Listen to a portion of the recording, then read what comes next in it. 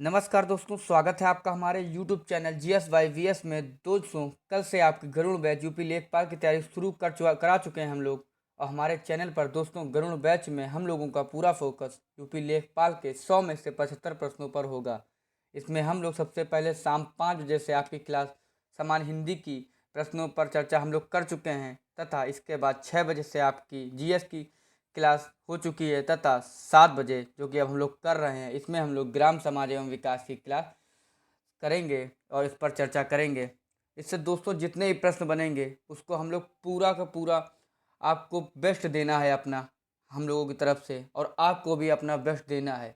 लेखपाल की तैयारी अब हमारी जिम्मेदारी। ये दोस्तों जो स्लोगन लिखा है ये कहने भर का नहीं लिखा है, पूरी तैयारी हम लोगों को करानी है आपको। चलिए शुरू करते हैं आज का पहला प्रश्न। पहला प्रश्न, दुग्ध उत्पादन के संदर्भ में भारत के राज्यों में उत्तर प्रदेश का स्थान क्या है? दोस्तों उत्तर प्रदेश से दोस्तों जितने भी क्वेश्चन बने उसको जरूर से जरूर पढ़िए। हम लोग अलग से एक उत्तर प्रदेश का अलग से एक वीडियो बना करके आपको देंगे, उसको आप सही से रिवाइज कर लीजिएगा। आपको परीक्षा में ज़्यादा से ज़्यादा प्रश्न उत्तर प्रदेश से ही आएंगे। तो इसका सही उत्तर हो जाएगा पहला। दुग्ध उत्पादन के मामले में भारत के राज्यों में उत्तर प्रदेश का स्थान पहला स्थान है। दोस्तों ये प्रति व्यक्ति प्रतिदिन दूध की उपलब्धता 371 ग्राम है उत्तर प्रदेश में, तथा इसके बाद राजस्थान, आंध्र प्रदेश, गुजरात और पंजाब क्रमशः हैं। नेक्स्ट, दूसरा प्रश्न, विग्ना मुंगो किसका वानस्पतिक नाम है? तो विग्ना मुंगो काली उड़द का वनस्पतिक नाम है, यानी ऑप्शन डी इसका सही उत्तर हो जाएगा। काली उड़द यानी विग्ना मुंगो परिवार दोस्तों हो जाएगा इसका लेगुमिनोसिए से संबंधित है, और इसका उत्पत्ति का केंद्र भारत है। इसमें दोस्तों 60% कार्बोहाइड्रेट, 24% प्रोटीन तथा 1.3% वसा होती है काली उड़द में। नेक्स्ट, तीसरा प्रश्न, निम्नलिखित में से किस फल में विटामिन ए की मात्रा सबसे अधिक है? तो दोस्तों आम में विटामिन ए की मात्रा सबसे अधिक है, और आम भारत का राष्ट्रीय फल है। इसे फलों के राजा के रूप में भी जाना जाता है, और ये विटामिन ए का सबसे प्रचुर स्रोत है। इसमें दोस्तों 4800 आयु तथा 100 ग्राम होता है। यह एक अत्यधिक परपगण वाली फसल है और मुख्य परागणकर्ता मक्खी है। नेक्स्ट, चौथा प्रश्न, निम्नलिखित में से किस सब्जी को बैंगन के नाम से भी जाना जाता है? तो दोस्तों सब्जी को बैंगन के नाम से जाना जाता है तो वो हो जाएगा ब्रिंजल, यानी ऑप्शन डी इसका सही उत्तर हो जाएगा। एग प्लांट ऑर्बिजिन या बैंगन नाइट हेड परिवार सोलानेसी में एक पौधे की प्रजाति है। और दोस्तों बैगन फल विटामिन बी का अच्छा स्रोत है, आपको खाना चाहिए बैगन। नेक्स्ट, पांचवा प्रश्न, भारत में प्रथम पंचवर्षीय योजना में सर्वोच्च प्राथमिकता पर क्या था?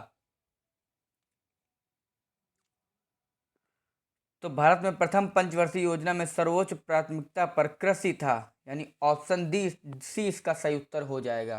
कृषि प्रथम पंचवर्षीय योजना का सर्वोच्च प्राथमिकता था भारत में। और भारत में पहली पंचवर्षीय योजना दोस्तों 1951 से 1956 तक थी, 1951 से 56 तक थी।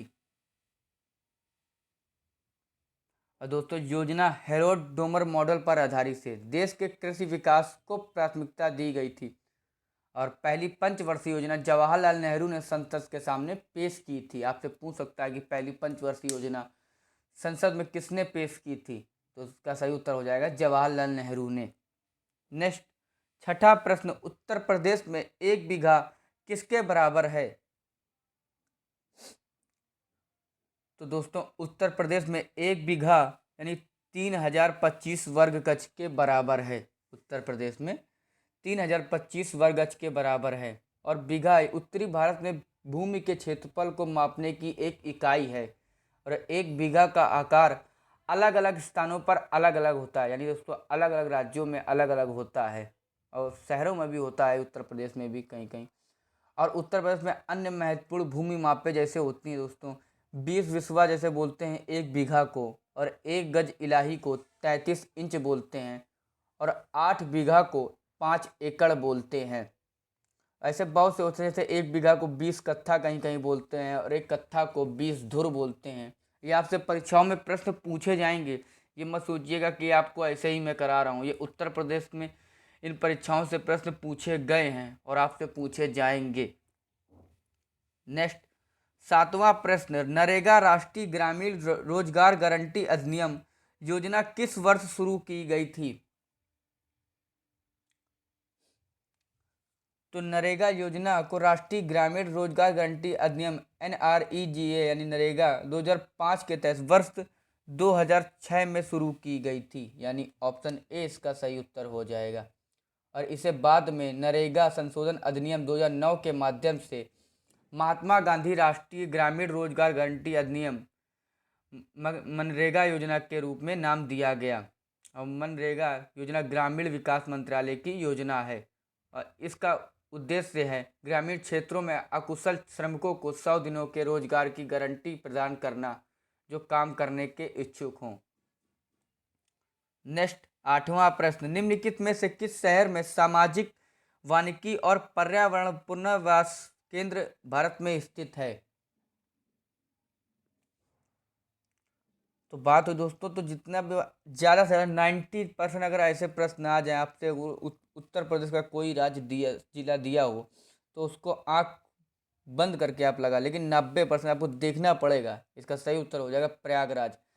सामाजिक वानिकी और पर्यावरण पुनर्वास केंद्र भारत में प्रयागराज में स्थित है, और इसकी स्थापना 1992 में प्रयागराज इलाहाबाद में सामाजिक और वानिकी और पर्यावरण पुनर्वास केंद्र की स्थापना की गई थी। और इसका उद्देश्य था पूर्वी उत्तर प्रदेश, उत्तर बिहार और उत्तर प्रदेश और मध्य प्रदेश के विंध्य क्षेत्रों में सामाजिक वानिकी और पर्यावरण पुनर्वास के क्षेत्र में पेशेवर उत्कृष्टता का पोषण और खेती करना है। नेक्स्ट, 9वां प्रश्न, किस राज्य ने राज्य में रोजगार को बढ़ावा देने के लिए CMAPS और YUVA यानी युवा योजनाएं शुरू की?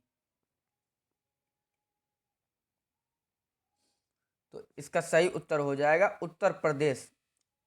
उत्तर प्रदेश राज्य ने रोजगार को बढ़ावा देने के लिए कैंपस और युवा योजनाएं शुरू की।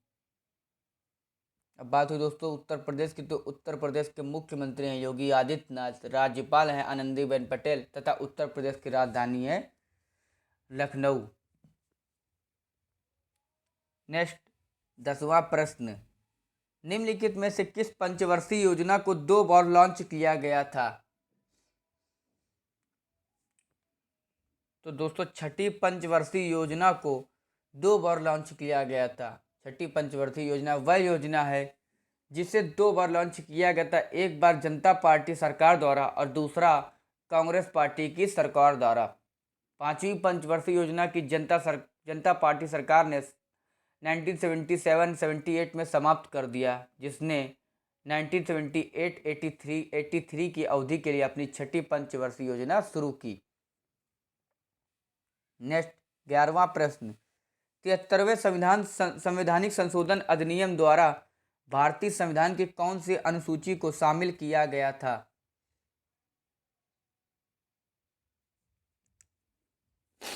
तो 73वें संवैधानिक संशोधन अधिनियम द्वारा भारतीय संविधान की 11वीं अनुसूची को शामिल किया गया था, यानी आपका सही उत्तर हो जाएगा ऑप्शन डी, 11वीं अनुसूची को जोड़ा गया था।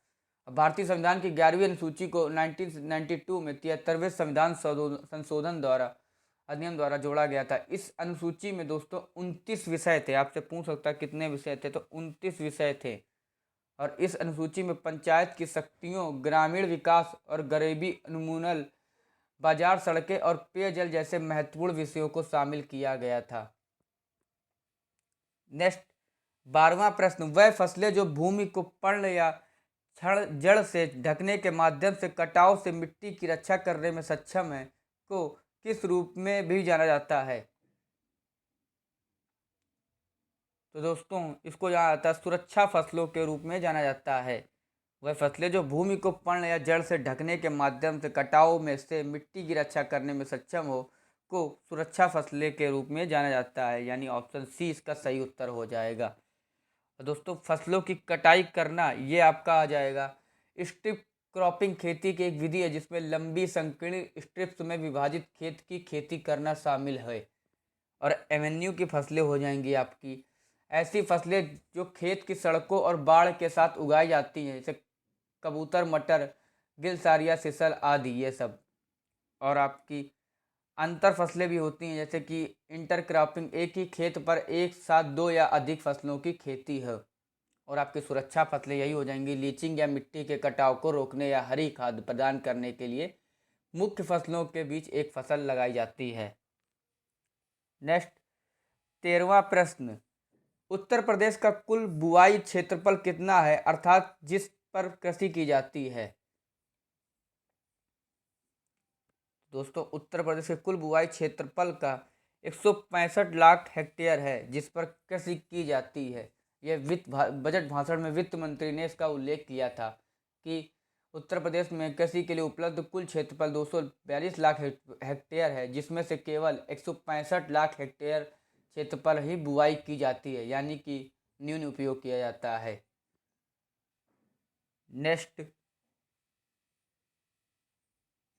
14वां प्रश्न, उत्तर प्रदेश का कुल बुआई क्षेत्र दोस्तों 1,65,लाख हेक्टेयर है, 165 लाख हेक्टेयर है। नेक्स्ट 15वां प्रश्न, चीनी के रस को इथेनॉल में परिवर्तित करने की सुविधा के साथ कौन सी चीनी मिल विकसित की जा रही है।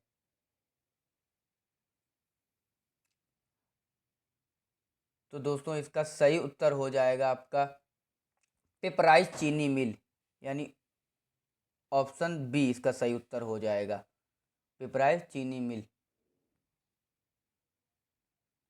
नेक्स्ट 16वां प्रश्न, उत्तर प्रदेश में ई जिला परियोजना किस वर्ष लागू की गई थी। दोस्तों उत्तर प्रदेश में ई जिला परियोजना 2009 में लागू की गई थी, यानी ऑप्शन सी इसका सही उत्तर हो जाएगा। और यह दोस्तों उच्च मात्रा वाले नागरिक केंद्र सेवाओं को डिलीवरी सुनिश्चित करने के लिए मिशन मोड परियोजना है। कई delivery channel, internet, common service centre, mobile app थे।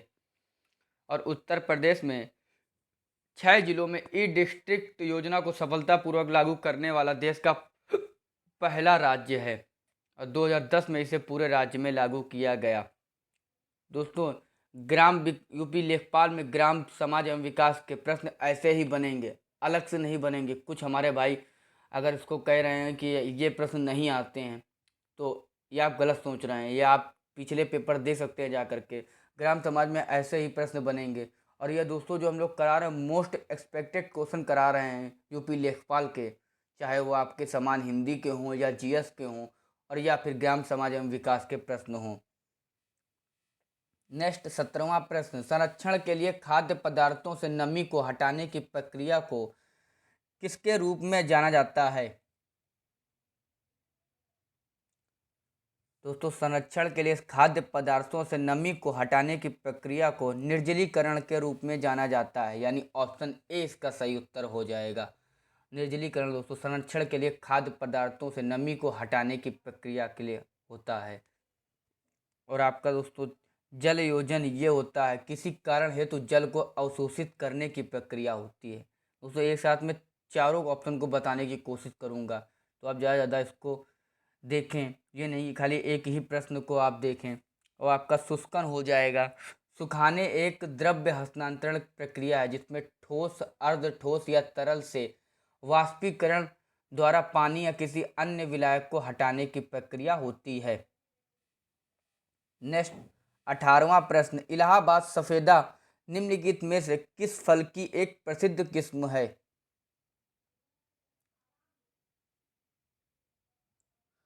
तो दोस्तों इलाहाबाद सफेदा हो जाएगा आपका ऑप्शन डी, अमरूद।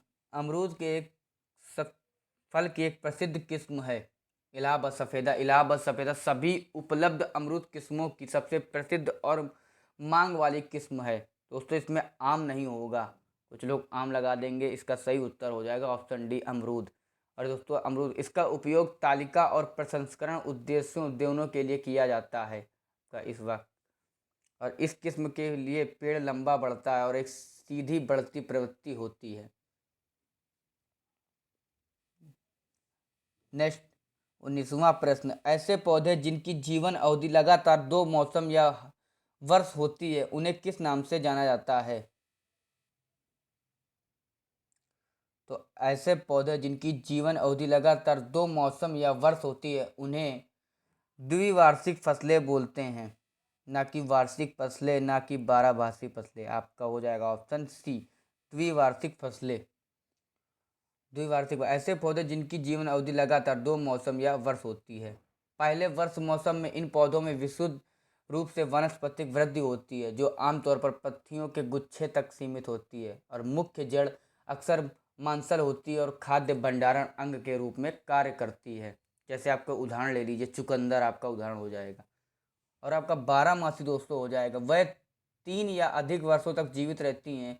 वह बीज धारक या गैर बीज धारक हो सकती हैं। उदाहरण के लिए जैसे ले सकते हैं आप नेपियर चारा घास या फिर नारियल। और आपका वार्षिक फसलें हो जाएंगी, ये हो जाएंगी फसल के पौधे जो एक मौसम या वर्ष के भीतर जीवन चक्र पूरा करते हैं। वह बीज का उत्पादन करते हैं और एक मौसम के भीतर ही मतलब एक ही मौसम रहता है और मर जाते हैं। उदाहरण के लिए ले लीजिए, जैसे आपके गेहूँ, चावल, मक्का, सरसों इत्यादि, ये सब आपका वार्षिक फसलों में आता है। नेक्स्ट 20वां प्रश्न, कपास की फसल का अधिकतम उत्पादन किस भारतीय राज्य में होता है? तो कपास की फसल का अधिकतम उत्पादन गुजरात के भारतीय राज्य में होता है, गुजरात में होता है। गुजरात में कपास का अधिकतम उत्पादन होता है। भारत का कपास की मातृभूमि माना जाता है, भारत को कपास की मातृभूमि माना जाता है। और भारतीय राज्यों में कपास उत्पादन का घटता क्रम यानी सबसे पहले गुजरात है, उसके बाद महाराष्ट्र, फिर मध्य प्रदेश पहले, दूसरे और तीसरे स्थान पर है। तथा कपास की फसल को एक नम जलवायु की आवश्यकता होती है। और दोस्तों चीन दुनिया में कपास का अधिकतम उत्पादन करता है, सबसे अधिक नंबर 1 पे चीन है। और कपास के मुख्यतः 3 प्रकार हैं, याद कर लीजिएगा आप। लंबी प्रधान कपास, ये आपकी मिस्र, संयुक्त राज्य अमेरिका में पाई जाती है। तथा मध्यम प्रधान कपास, ये आपकी भारत, बांग्लादेश, पाकिस्तान और चीन में पाई जाती है। और लघु प्रधान कपास, ये आपकी भारत और पाकिस्तान में पाई जाती है। नेक्स्ट 21वां प्रश्न, 4 से 14 नवंबर 2020 से लखनऊ के खादी भवन में दिवाली से पहले मिट्टी के उत्पादों की एक प्रदर्शनी का आयोजन किया गया था। प्रदर्शनी का नाम क्या था? तो इसका नाम था माटी कला, यानी ऑप्शन डी इसका सही उत्तर हो जाएगा। माटी, इसको दोस्तों मुख्यमंत्री योगी आदित्यनाथ ने खुद प्रदर्शनी का दौरा किया था। नेक्स्ट 22वां प्रश्न, उत्तर प्रदेश के गांवों में हर घर में पाइप लाइन का पानी पहुंचाने के लिए यूपी सरकार द्वारा जल जीवन मिशन ग्रामीण चलाया जा रहा है। इस योजना का लक्ष्य किस वर्ष तक 100% व्याप्ति क्षेत्र प्राप्त करना है? तो दोस्तों जल जीवन मिशन ग्रामीण चलाया जा रहा है, इस योजना का लक्ष्य 100% प्राप्त करना है, तो यह है 2024 तक का है, यानी ऑप्शन डी इसका सही उत्तर हो जाएगा।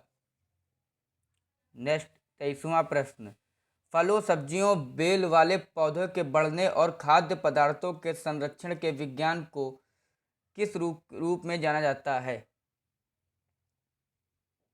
तो दोस्तों फलों, सब्जियों, बेल वाले पौधे के बढ़ने और खाद्य पदार्थों के संरक्षण के विज्ञान को उद्यान कृषि के रूप में जाना जाता है, यानी ऑप्शन बी इसका सही उत्तर हो जाएगा।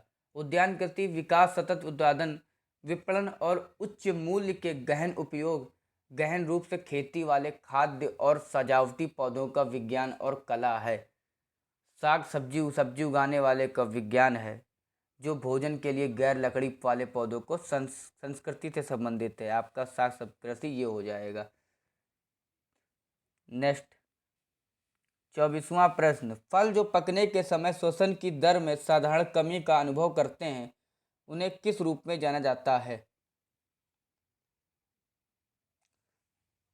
तो इसका सही उत्तर हो जाएगा नॉन क्लाइमेटिक फल, नॉन क्लाइमेटिक फल। यानी फल जो पकने के समय श्वसन की दर में साधारण कमी का अनुभव करते हैं उन्हें नॉन क्लाइमेक्टिक फल के रूप में जाना जाता है। उदाहरण के लिए आप ले सकते हैं जैसे सेब, केला, खरबूजे, खुबानी और टमाटर दूसरों के बीच में क्लाइमेक्टिक फलें हैं। और क्लाइमेक्टिक फलें वह होती हैं जो पकने के बाद कांटे वाले हो सकते हैं और नॉन क्लाइमेक्टिक से बहुत अधिक एथिलीन का उत्पादन करते हैं। नेक्स्ट 25वां प्रश्न, उत्तर प्रदेश सरकार द्वारा मुख्यमंत्री कृषि दुर्घटना कल्याण योजना के तहत कितने रुपए तक की वित्तीय सहायता प्रदान की गई है? दोस्तों, उत्तर प्रदेश सरकार द्वारा मुख्यमंत्री दुर्घटना कल्याण योजना के तहत 5 लाख रुपए की वित्तीय सहायता प्रदान की गई है और सरकार द्वारा बजट 2021-22 में इस योजना के दायरे को बढ़ा दिया गया है। अब न केवल खाता धारक की मृत्यु पर बल्कि परिवार के अन्य कामकाजी सदस्यों की मृत्यु पर भी सहायता प्रदान की जाएगी। दोस्तों, मैं जानता हूं कि ग्राम समाज एवं विकास के प्रश्न आप लोगों को बहुत वैसे लग रहे होंगे क्योंकि आपने ज़्यादा पढ़ा नहीं होगा ऐसे प्रश्न ग्रामीण समाज ग्रामीण विकास से। अभी बहुत से प्रश्न ऐसे बनेंगे जो आपको अपने आप आने लगेंगे अगर आप हमारे चैनल के साथ जुड़े रहेंगे और ज़्यादा ज़्यादा लोगों को जोड़ें, जिससे हम लोगों का मनोबल और बढ़े और हम लोग उत्साह तो अभी भी हम लोग को बहुत है, लेकिन और भी हम लोगों का मन लगे जितने ज़्यादा आपको जितने और भी वेरिएशन कर सके हम लोग आप लोगों के लिए।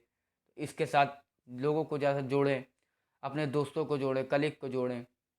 इसी के साथ अगर आपको आई होप आपको वीडियो अच्छी लगे, अगर अच्छी लगे इसको लाइक करें, कमेंट करें एंड चैनल को सब्सक्राइब करें। धन्यवाद।